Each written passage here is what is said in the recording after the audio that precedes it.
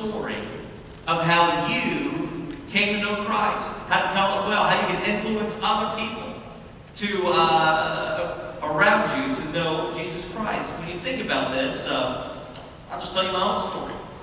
You know, I was raised in a Christian home, a church-going family. My parents, they believed in drugs. They drug me to church Sunday morning, drug me to church Sunday night, drug me to church Wednesday night.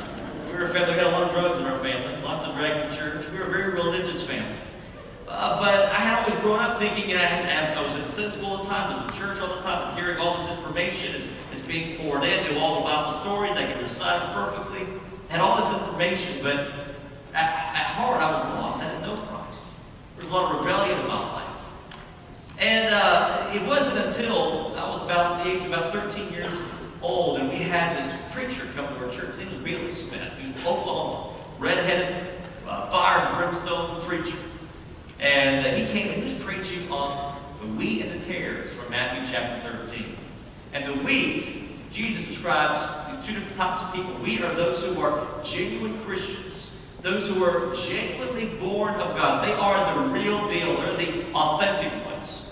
But then Jesus also talks about this other type of person called a tare. And the tare is someone who, by the way, if you take a tare, which is like a weed, and you hold it side by side to the genuine wheat, you can't tell the difference on the outside.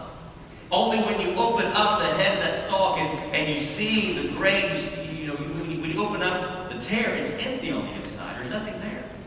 And as he was preaching that sermon, and as he was talking about these two different types of people, I just sensed something inside of me. I thought now to be the Holy Spirit of God, but it was something inside of me just convicting me and saying, Brandon, that's you. You're not over here. You're over here.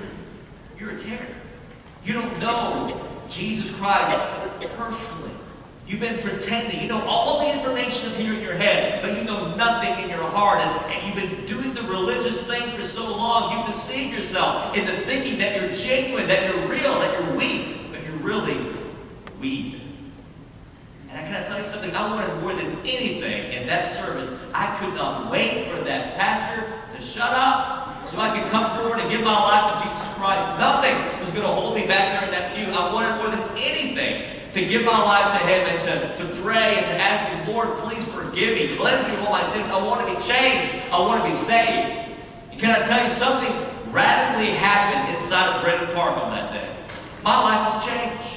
I went from having this rebellious mindset to being a follower of Jesus Christ. I went from thinking that church was all about religion, all about this list of do's and don'ts and stuff you've got to do, to understanding it's all about a relationship.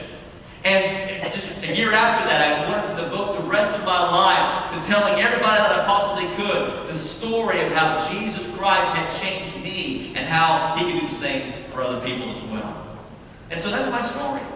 In a nutshell, about 2 or 3 minutes, that is my story. You can share your story.